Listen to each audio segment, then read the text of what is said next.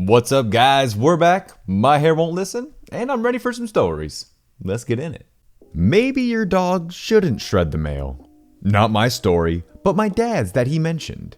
Back when he was a postal carrier, there was a couple who had this dog that they allowed to tear at the mail when it came through the mail slot. Dad and a few others had told them not to let that happen, as while they were pushing the mail in, there was a chance of it or them getting bitten/hurt. But they found the dog tearing up the junk mail, magazines, etc.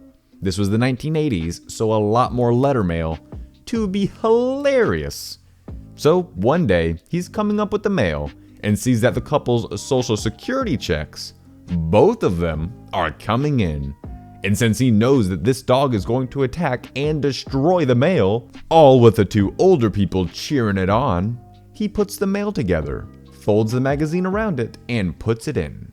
Dog grabs the mail, checks included. Dad doesn't pull it, he simply lets it, or helps, he wasn't clear, it get wedged against the edge, where the dog is going to tear it all apart, because he can't get it in to destroy it. As he walks away, he hears them laughing, then panicking as they realize what else the dog is shredding. When the boss asks about this, Dad points out it must have gotten stuck, and they really shouldn't have let their dog tear up their mail like that. I can find the email on the website? Okay, if you say so. This is without a doubt the best outcome possible from a bit of malicious compliance I could have achieved. I was only aiming to support my wife's good deed, but this paid me great dividends. This is a bit detailed, as it covers a long span of backstory with a very rapid response once the malicious compliance was engaged in. The TLDR is attached at the bottom. The backstory. I've had a shoulder injury for over a decade. When it occurred, I had an MRI and was told the cartilage was fractured and tendon torn. Whilst healthcare is free in my part of the world, the lack of income, while I would be healing, prevented me from doing anything till 2017, when I figured I would have a well-paying job and plenty of sick leave available. So I started the ball rolling on getting it fixed. I was initially put through physio to try and fix the problem, or at least strengthen the shoulder. I completed the physio, and as expected, the shoulder was still an issue, albeit stronger now. Fast forward to the start of 2018, and I had an MRI. I was told I'd hear from them in a few weeks to have a review. 6 months later, after extensive nagging from my wife, I finally called the hospital to see what was happening. Nothing like being told that the case has been closed. After a few firm but polite words, my case was returned to the waiting list. Wife was happy. I was content to be back on the list, although rather confused that I'd been removed. So I waited, and waited, and waited.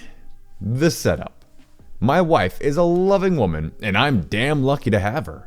After her nagging for me to chase it up, falling on deaf ears, although this is also because my work hours make me unable to contact the hospital during their office hours, this tremendous woman decided to sort it out for me and find out what was happening.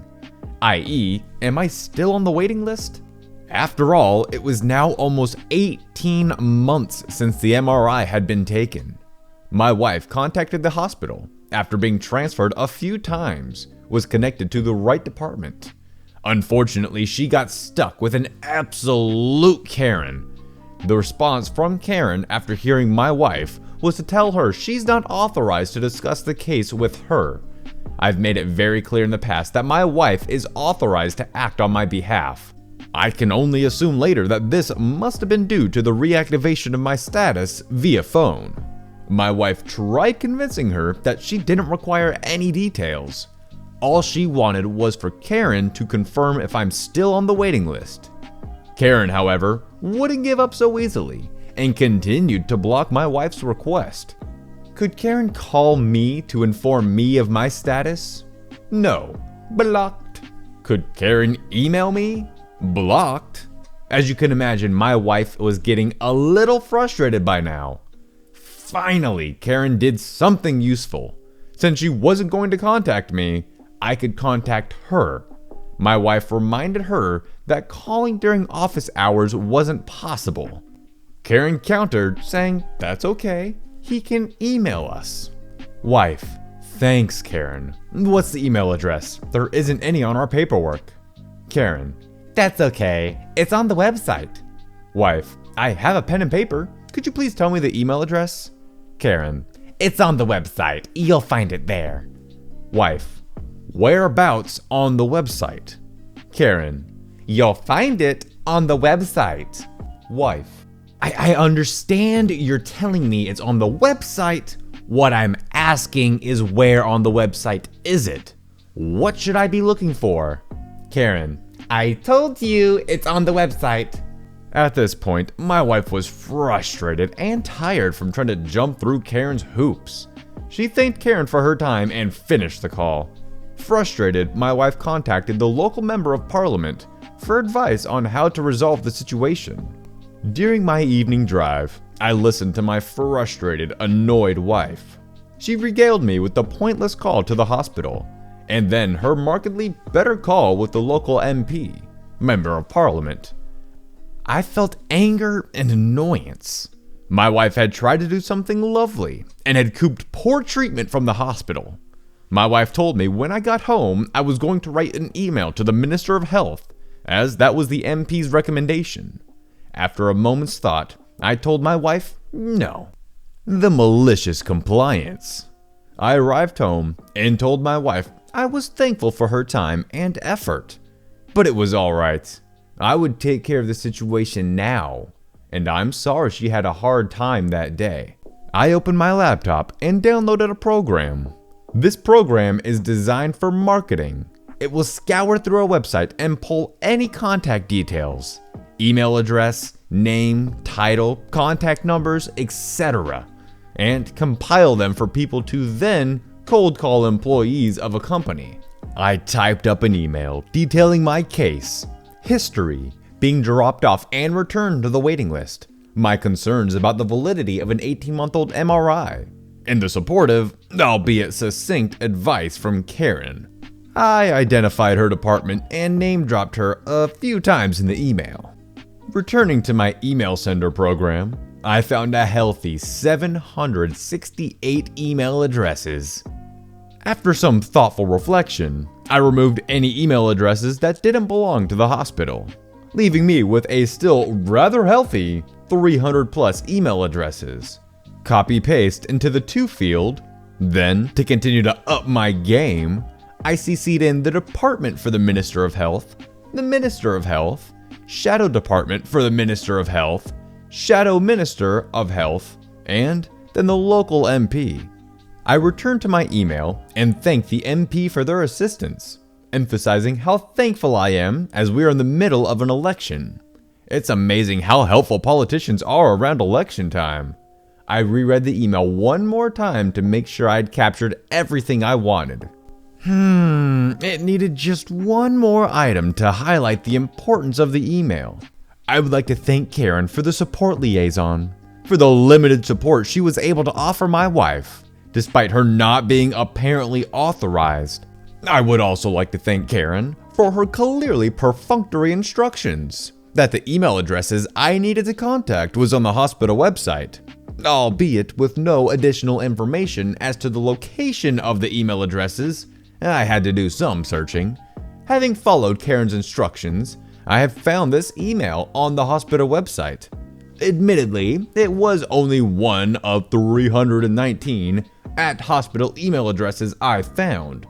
I presumed one of the remaining 768 email addresses not belonging to at-hospital is not the one I'm after. Although, I'll assume no response from this email as an indication perhaps it is. Or perhaps I should be trying the other hospital subdomains and associated websites. If for some reason Karen's instructions have resulted in this being inadvertently sent to the wrong email address, please forward this to the correct department or Karen from Support Liaison. I'm sure with her cursory instructions, she'll be able to direct this appropriately. With that little extra added, I smiled and hit send. As an amusing aside, I found over 3,000 plus email addresses when I included the subdomains. I should point out that the hospital is a large group of hospitals covering a large region. The outcome. Week 1. The following day I returned to work. In my lunch break, I did my usual catch-up on emails. Except I noticed I had a few calls too. 9/11, missed call. 9/18, missed call. 9/25, email 1. Dear Cyberphobia AU, thanks for your feedback. And I just wanted to update you and let you know that I've spoken to your spouse and given her the following information at this point. I have logged your complaint and sent it to the head of unit for ortho and referral management for investigation and response. I can confirm that you are on the orthopedic waitlist and have been since April the 27th, 2018. I have put a comment on our database under her details as emergency contacts that states, all information about appointments can be given to Miss Cyberphobia AU as per direct permission from Mr. Cyberphobia AU. I will follow up and escalate the complaint about lack of support given to your spouse by the patient relations coordinator she spoke to. I will keep your spouse and you updated on the outcome of the orthopedics appointment as soon as I'm advised. I have a couple questions I just need to ask you in relation to your concerns raised. Do you wish to have any response or outcome from hospital about this complaint relayed to the office of Han, local MP? May I please have your permission to put your email address on our database? Please feel free to contact me if you wish to discuss anything further. Regards, not Karen. 11/23, missed call. An appointment has been booked. 1/16, email 2, appointment details. I have received an additional 38 automatic email responses and another 5 responses from various individuals/departments wishing to contact me. I responded to the email from the not Karen and stated that I did not believe the details needed to be relayed to the MP at this point in time. Week 2. I attend my orthopedic appointment. The expected 2 to 3 hour waiting room experience was a brief 30 minutes to see the surgeon. As expected, surgery was the outcome. I make my way to the desk to provide my details to be put on the surgical waitlist. The nurse behind the counter makes a quip about it being a priority. That's strange. I'm not in urgent need for this. I've lived with it for the last decade. I get told I should have some details sent out to me in the next week or so detailing my priority. Week 3. I receive a call about my availability. Standard sort of stuff. I can attend same day if they have a late cancellation. I need a few days at least to ensure my transition for my work. On Friday, I received some paperwork detailing that I am a priority 2 and should expect the surgery to occur sometime in the next 9 months. Week 4. Monday morning, 9:20 missed calls. 9:30, message from my wife. Call me. I call her during my lunch break. As she answers the phone, I ask her, so when's my surgery? Week 5. Thursday morning, I get stabbed, jabbed, and arthroscoped. Kept in for observations, and then released today on Friday. Only to come home and submit my first Reddit post. Typing this one-handed has been a challenge.